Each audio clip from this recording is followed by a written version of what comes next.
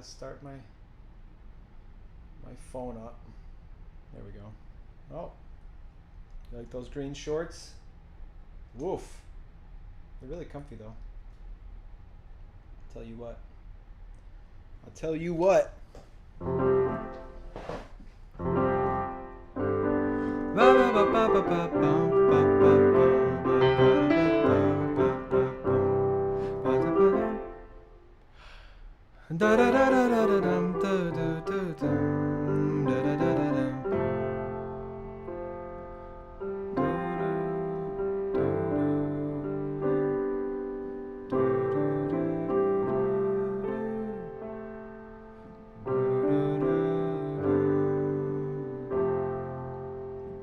Key change.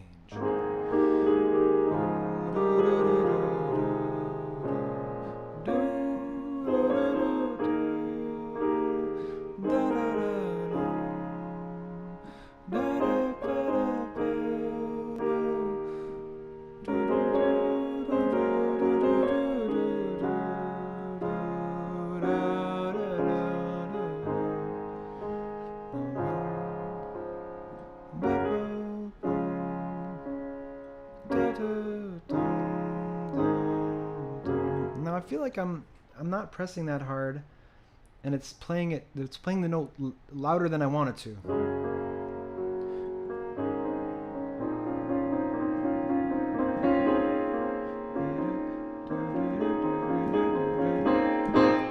But now the problem there is that now I like it when it sounds quiet.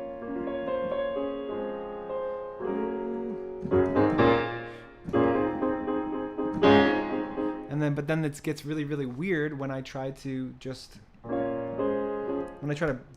it harder. So that's called a velocity curve. In my keyboard, I can set that from like 1 to 7 or 1 to 8. And so what that means is that if it's set low, right now it's at 1, then it's sending a low signal through. If I just press a quiet note, then it just sends a low signal through. If I max that out at like 7 or 8, even if I'm still pressing the same, it's going to come through a lot louder. So really the idea is to try to set it to your touch, to the way that you play and how you want it to sound. Sometimes these keyboards don't sound good, they don't feel good to play because that velocity curve is off. So what you get on the piano is just a totally different thing compared to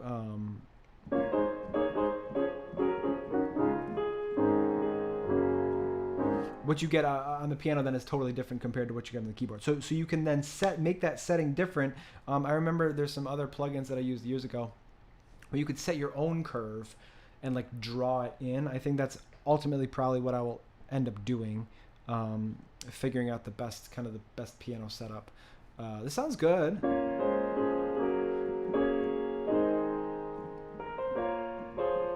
It just sounds far away, I guess. I don't really know what's going on here. So let me show you Ableton. Okay, so we're in here, and let's just take all the verb off.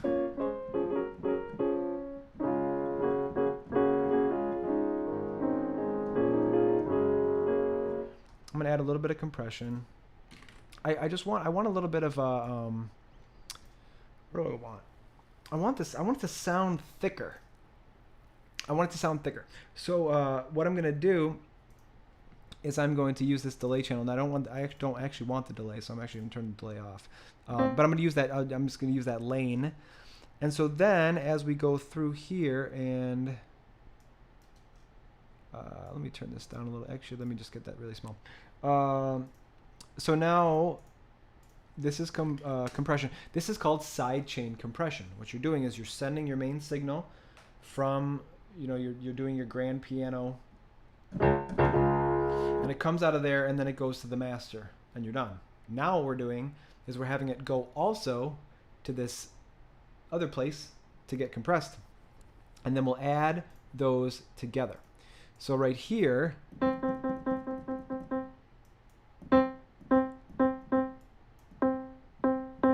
see what it's doing? So even if I bang on it, it's just turning that stuff down.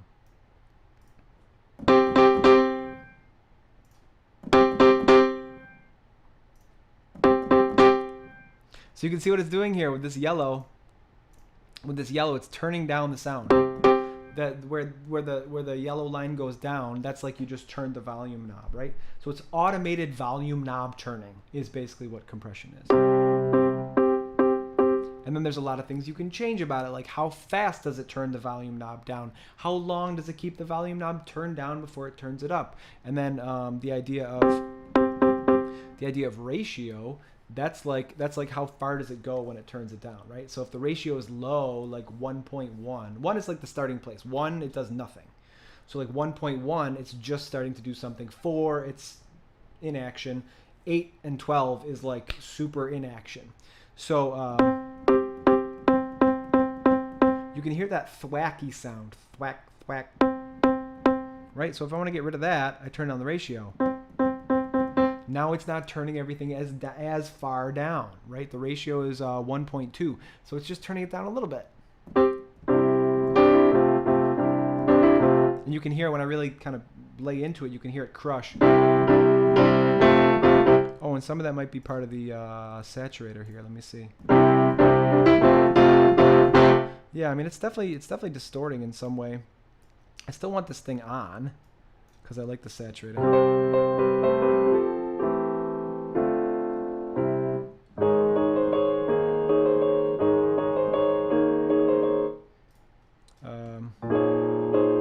Okay, so now what I'm going to do is I'm just going to turn this compression on and off.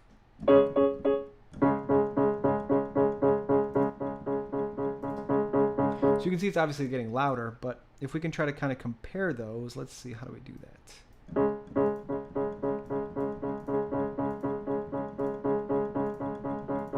So what I'm hearing now between the difference of those two things, once I'm now turning down this side chain compression where it's taking the piano signal and it's crushing it a little bit, it's turning it down, automated volume knob turning, and then I'm adding that back into the mix. So what happens now is because I've crushed it, meaning instead of when things are loud, they go real loud and then up like that, instead of going all the way up, they're going to go like up this far.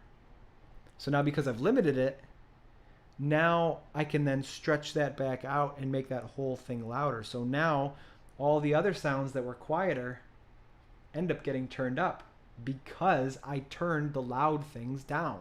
Compression is turning the loud things down. Automated volume knob turning, you're turning the loudest things down. Past a certain point, if they're too loud, you got to turn them down, right? But the other ones don't get touched. And so what happens then is instead of this thing where you have a very loud sound, and then let me actually go back to... I thought you could see me and you cannot. So you have a very loud sound, and it goes we have a very loud sound. It goes really, really high up, and then for those quieter sounds, it's down like this. So now instead of it going up this far, if it only goes up this far, well, now everything is now in this thin band, and now we can take this thin band and then stretch that out to be 100%, and now everything is louder. Because we turned down the loudest sound, now there's more room for us. If you want to imagine, it's like objects going through a pipe. Okay, if there's an object that fits the entire length of the pipe, then versus if you have an object that is Okay, so if you're going to have a lot of differences in the sizes of the object, so you imagine that there's something you're trying to push through a pipe that has a very, very thick part and a very, very thin part. So at that point, you're going to have that thick part going through, and then there's going to be a lot of dead space. There's going to be a lot of dead space because the rest of the sound is just super, super quiet. But that one thing was so loud that, well, there you go. You just have to, that's got to be what it is. So there's a lot of empty space. Now, instead of having that super big object, let's make that object that big. Now you've got this small object where there's still a lot of blank space, but now we can enlarge that to fit the entire tube. And so now it's really fitting the entire tube. It's really kind of fitting out that entire area. So the quieter sounds get louder because they get turned up, because the loudest sounds get turned down. Are you following me? The quietest sounds get louder. Can get louder. You can make them louder based on how you experience them by turning the loudest sounds down. So now there's more room for us to turn everything up. You can easily turn up, I want the guitar to be louder, I want the bass to be louder, I want the whatever to be louder. You can always turn things up, right?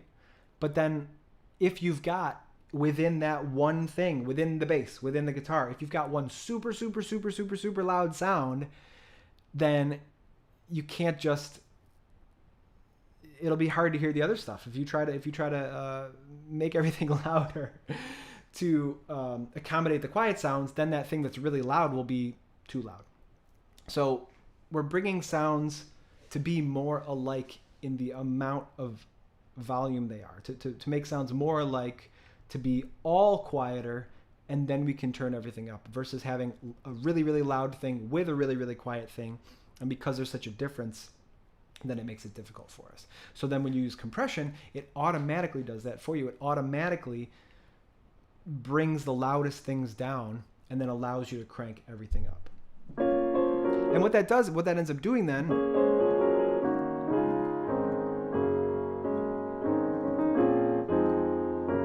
what that ends up doing is making sounds more meaty. So that, to me, what I hear there is I hear a weak one, it's just kind of weak, and then I hear one that's kind of more beefy or more, it's just got more going on with it.